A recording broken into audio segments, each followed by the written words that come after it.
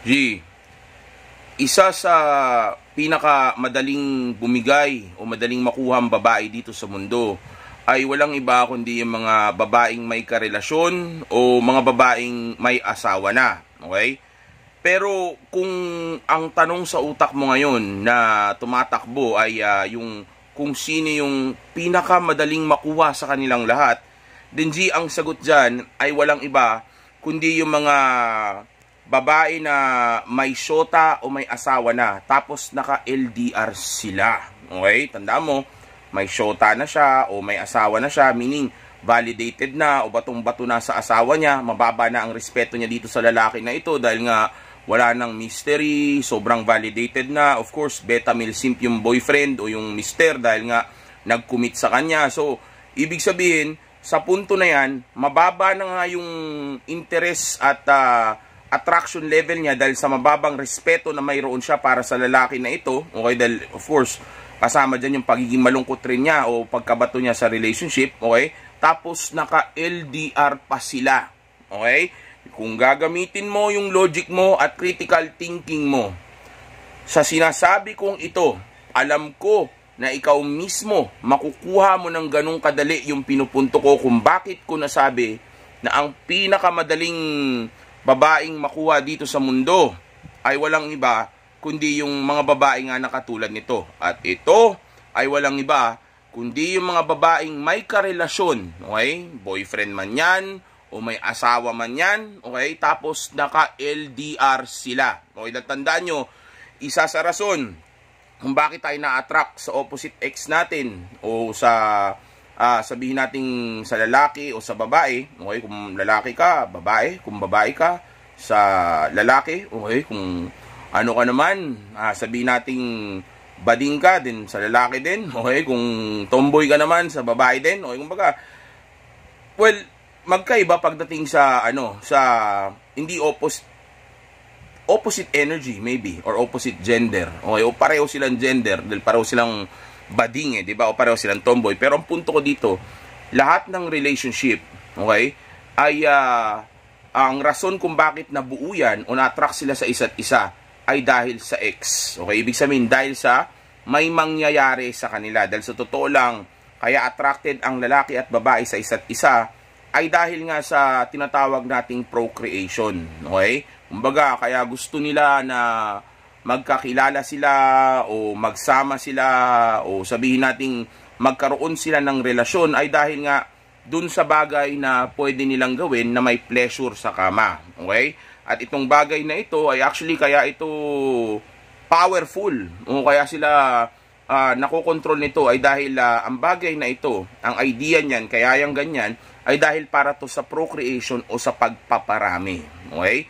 So, ibig sabihin, importante ang ex sa isang relationship. So, kung hindi magkasama physically yung babae at yung lalaki at sa camera lang nila ito ginagawa o sa video call lang nila ito ginagawa o lalo na kung hindi nila ito magawa, okay? Then G, maniwala ka sa akin, yung babae ay giyang na, okay?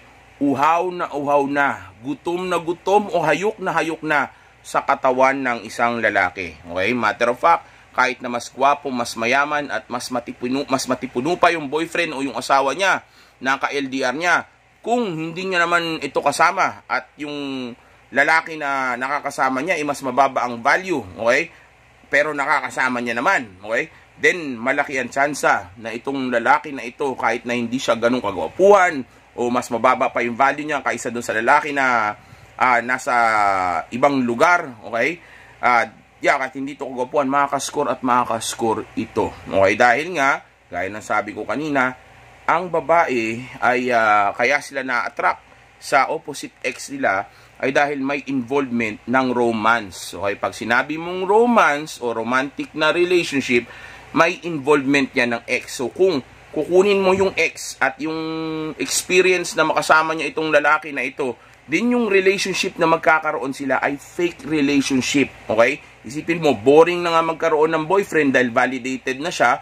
Boring na nga magkaroon ng asawa dahil of course, may power na siya doon. Wala na siyang chine-chase na validation. Wala nang mystery. And also, at the same time, nagpaka-beta-male simp na yung lalaki dahil nag-surrender na sa kanya. Okay? So, ibig sabihin, boring na ngayon. Wala nang kwenta yung relasyon nila. Tapos, nag-LDR pa sila. O, diba? Isipin mo yun. Kung anong klaseng pakiramdam mayroon yung babae na emotional sa mga moment na yun. Isipin nyo, ang babae, by nature, ay emotional. Ibig sabihin, yung mga decision making niya at yung mga nangyayari sa buhay niya ay laging nakabase sa kung anong nararamdaman niya. So kung anong nararamdaman niya sa moment na iyon, na hindi nga niya maramdaman sa tunay na karelasyon niya at ito ay nararamdaman niya sa iba. So kung kanino siya may nararamdaman at kung sino yung present doon, mas mababa man yung value nun kaysa doon sa original o tunay na karelasyon niya. Maniwala kayo sa akin, kahit mas mababa ang value nun, since yun ay abot kamay at yung tunay niyang karelasyon ay hindi abot kamay, bibigay yun. Maniwala kayo, tao lang yan. Yan ang rason kung bakit nakikipagrelasyon tayo, di ba? Para sa ex at para sa companionship. Kasama rin dyan pati yung pagbubuo ng pamilya o sabihin nating pagiging masaya, di ba? So, paano ka magiging masaya kung hindi naman kayo magkasama, di ba? So, fake yung relationship. It's only a matter of time. Maybe hindi agad ito mangyari, pero it's only a matter of time. Yung babae ay bibigay at bibigay sa ibang lalaki. Bagay na actually, hindi lang naman ako nagsasabi niyan. Matter of fact, even sa Raffy Tulfo in Action, nagkalat yung ganyang mga klaseng istorya. Napatuloy na, nagbubulag-bulagan ang mga Pinoy na tanga-tanga. Okay? Nandiyan na yan, nagkalat na, pati sa mga celebrity, nangyayari yan, pero still, bulag-bulagan pa rin ang mga Pinoy na tanga-tanga. Okay? Mas gusto pa nila na maniwala sa kasinungalingan na hindi ito mangyayari kahit na nasa harapan na mismo ng mukha nila yung putang inang pruweba. Diba? Ayaw pa rin nilang maniwala. Maniwala nga kayo sa akin. Dahil sa video na ito, maniwala kayo sa akin. Sila pa yung magagalit sa akin dahil ini-expose ko ito. Bagay na, nangyayari naman na dito ngayon sa mundo. Diba? Hindi naman ako nag-create nito. Hindi naman ako nagpauso nito. Nangyayari na talaga to. Ibinabalita ko lang sa inyo. Sinasabi ko lang sa inyo na yung mga misis na may ka-LDR na mister o mga girlfriend na may ka-LDR na boyfriend nila, yung mga yan, mabilis talagang bumigay yan. Matter of fact, nakailang experience na ako niyan. Okay? Kadalasan yung mga nadadali na ganyan ay mga seaman, okay? Mga nasa barko na may asawa o may boyfriend. Okay? Yan yung mga nadadali. O yung mga OFW, yan yung mga nadadali ng ganyan. Wala silang kalam-alam doon. Matter of fact, yung ibang mga seaman nga dyan, yung mga OFW dyan, maniwala kayo sa akin, ano pa yan,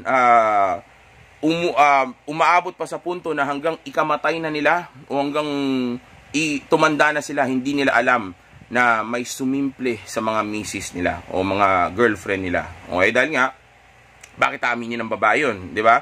Na nagloloko siya. At kung mahuli mo man yung babae mo na nagloloko siya, kung ano man yung inamin niya doon at kung ano man yung nahuli mo doon, hindi lang yun yung una o nag-iisang bagay na ginawa niya. Dahil kung nahuli mo na siyang may ginagawang gano'n at tumamin na siya doon sa bagay na yun, then ibig sabihin, yun lang yung bagay na na pwede mong malaman. Dahil bakit niya aminin yung mga hindi mo naman nalaman? Diba? At kung anong sabihin niya, ba't ka maniniwala sa sabihin niya? Niloko ka na nga niya. Yeah? So, bullshit yan. Kumbaga, again, kung nag-iisip-isip ka o nagwa-wonder ka kung alin sa mga babaeng ito yung tinutukoy ko na madaling makuha o dito sa mga may asawa o mga may boyfriend na madaling makuha na babae, yan ay walang ibagin kundi may mga ka-LDR na. Dahil again, fake yung LDR na yan, yung relationship na yan. Hindi yan totoo, hindi yan masaya. Okay, bilang lalaki, iba. Actually, okay naman sa ganyan, nakakasurvive yung ibang mga lalaki. Kasi tayo bilang lalaki, okay na tayo basta matapos tayo, o sabihin nating basta may nakakausap tayo kahit paano sa LDR, o sabihin nating nagagawa naman nating i-enjoy yung buhay natin o maging masaya sa ibang mga bagay like sa purpose, sa trabaho, sa pera, di ba? Pero yung mga kababaihan, sila, emotional sila. So kailangan nila ng drama, kailangan nila nung turmoil, kailangan magkaroon ng chaos, kailangan makaramdam siya ng kilig, di ba? Kailangan mamiss ka niya tapos magkita kayo. Okay? Hindi po pwedeng mamimiss ka lang niya tapos hindi ka niya makita. Okay? So, kailangan niya yung mga bagay na yun.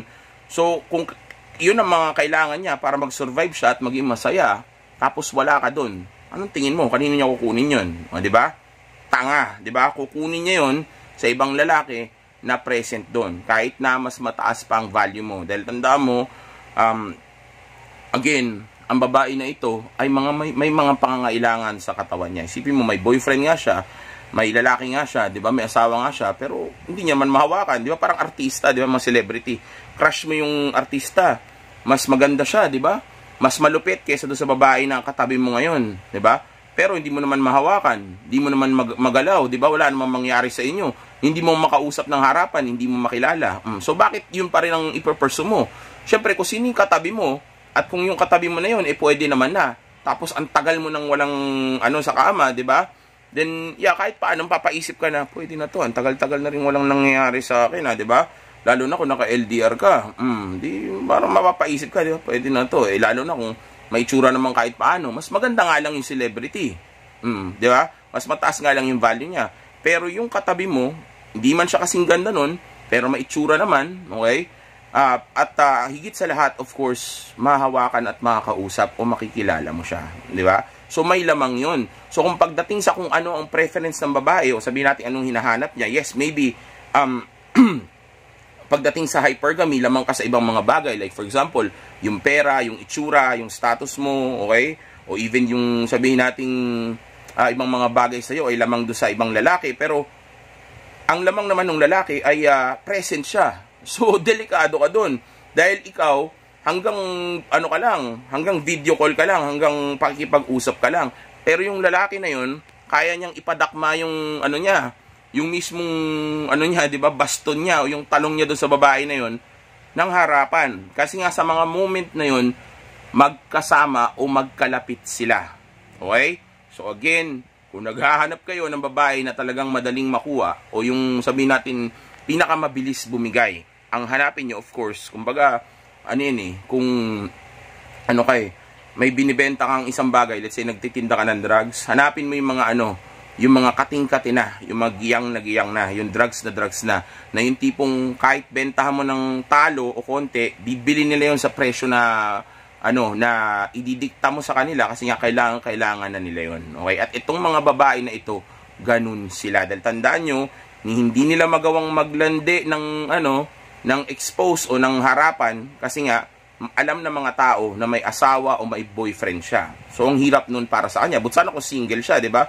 So, may enjoy niya yun. Pwede siyang magpalipat-lipat sa lalaki. Bagay na actually, pwede niyang gawin ngayon sa'yo. Dahil nga, again, wala siya nung bagay na iyon. Okay? Tapos nga, alam niya, may karelasyon pa siya. Isipin mo, may karelasyon siya, pero hindi naman siya nag-enjoy. Hindi naman siya masaya. Diba? Hindi wala nga siyang nakukuhang samantalang yung mga kaibigan niya na nakakakwentuhan niya, mga napapanood niya sa internet o sa TV, yung mga influencer, di ba? May mga boyfriend, tapos parang masayang-masaya sila pag magkasama, di ba? Magkasabay silang kumain, magkasama sila sa kung saan sila pupunta, tapos may nangyayari sa kanila. Tapos siya, may boyfriend din siya o may asawa din siya, pero hindi nangyayari yun. Okay? Tapos ngayon, papasok yung isang lalaki na again, katulad mo, okay? Na willing na maging tahimik lang, willing na maging lang, kumbaga for fun lang kayo, okay? Tapos yun nga, present siya, nandiyan siya, katabi siya o sabihin natin pwede siyang makita, mayakap at pwedeng yanigin yung mundo niya, di ba? Yayanigin yung mundo ng misis mo. Isipin mo yun, yayanigin yung mundo ng misis mo, pagpapawisan sila ng todo sa kama, di ba? Magkakatas doon sa bedsheet, di ba? Na tama ninyo, na binili mo nung kasal ninyo, di ba? Na na pinag-ipunan mo pa, di ba? Lalo na yung mga seaman, yung mga OFW sa kanila nangyayari yan. Ako hindi man ako masaya sa ganun. Pero it is what it is, di ba? Kung ako tatanungin mo, gusto ko ba na may ganyan? Syempre hindi. Mas gusto ko na maging maayos ang lahat. Pero it is what it is. Yan ang female nature, yan ang mangyayari. Dahil pantasya mo yung sinasabi mo na hindi pantasya lang yung sinasabi ko. Pantasya lang yung bagay na iniisip mo na hindi mangyayari ito sa'yo. Dahil kung logic ang gagamitin mo, dahil sa in-explain ko na to, ikaw mismo, masasabi mo sa sarili mo na tama ako. Paano ako naging mali? Talaga namang malungkot yung misis mo. Tapos may makikilala siya na magpapasaya sa kanya, magbibigay sa kanya ng pakiramdam na hindi niya maramdaman na tipong sabihin nating inaasam-asam na niyang maramdaman. Kumbaga parang drug addict nga, di ba? Gusto niyang tumira. Tapos ngayon napatira siya, di ang saya-saya niya, di ba? So ngayon, pagka napatira siya noon, nung pakiramdam na yun, anong gagawin niya? Sasubmit siya doon, ibibigay niya lahat ng kaya niya ibigay. Basta maramdaman lang niya ng maramdaman yung bagay na hindi niya na nararamdaman, na dati niyang nararamdaman sa'yo, nung magkasama pa kayo. So, mangyayari, di ba? Kaya madali makuha yung mga babaeng may asawa o may boyfriend, tapos naka-LDR sila.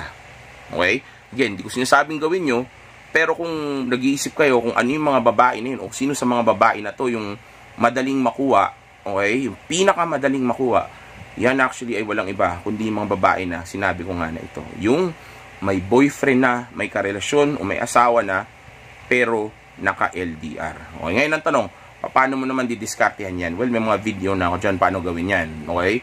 Pero, sa totoo lang, ang ano dyan, ang game dyan, ay halos pareho lang din ng mga itinuturo ko sa inyo. Okay? Pero gusto ko lang malaman ninyo na kung may mga babae ka na dinidiskartehan, o may mga kakilala kang babae, okay? Tapos yung isa o ilan sa mga babae na yun ay mga may boyfriend o may asawa na, tapos may ka-LDR, okay? Gusto ko malaman mo na yung babae na yun, na mga kakilala mo na yun, o kung sino man yun, okay? Yung babae na yan ay madaling bumigay, okay? Maaaring hindi sa'yo bumigay, pero bibigay yan sa iba, okay? Sigurado yan, 100% sure ako dyan. Araw-araw ako may nakakausap na mga lalaki o mga babae na may alam dito sa kalakaran na to. Matter of fact, yung mga OFW sa ibang bansa, may mga grupo-grupo sila dyan. Alam nila yan. May mga karelasyon yung mga babae o yung mga may mga asawa nga na babae at saka mga lalaki dyan sa ibang bansa. Okay?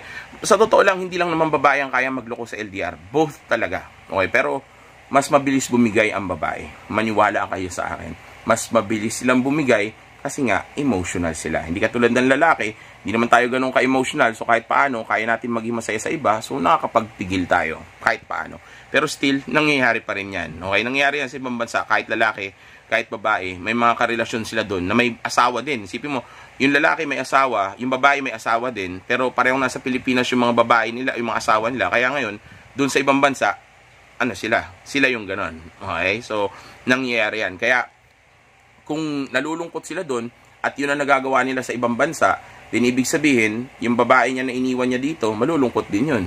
O, diba? So, magagawa niya rin dito yun sa Pilipinas. O, kaya nga, maganda niyan, pagka nag-LDR kayo, o maghihiwalay kayo, lilipat yung isa sa ibang lugar o sa ibang bansa, maghiwalay na lang muna kayo. Huwag na kayong magrelasyon pa. O tanggapin mo na pwede talagang mangyari ito. Dahil mangyayari talaga yan. Okay? Gaya na nga sabi ko kanina, hindi mo man, yung iba malalaman mo, yung iba hindi mo malalaman. Okay? Yung iba malalaman mo lang dahil inamin niya, dahil nahuli mo siya. Okay? Kumbaga wala na siyang choice, kailangan niya umamin. Pero kung hindi mo siya mahuhuli, hindi malalaman yun hanggang mamatay ka. Matter of fact, yung iba nga nagkakaroon ng anak ng hindi naman sa kanila. Traffic tool in action. Panoorin nyo. At yung iba, hindi nila alam na yung anak nila na yun ay hindi sa kanila. Dahil nga, paano nila malalaman? Diba? Kaya kung kayo, makikipag-LDR kayo, iwasan nyo yan. Huwag nyong gawin yan. Huwag nyo nang ituloy yan. Okay?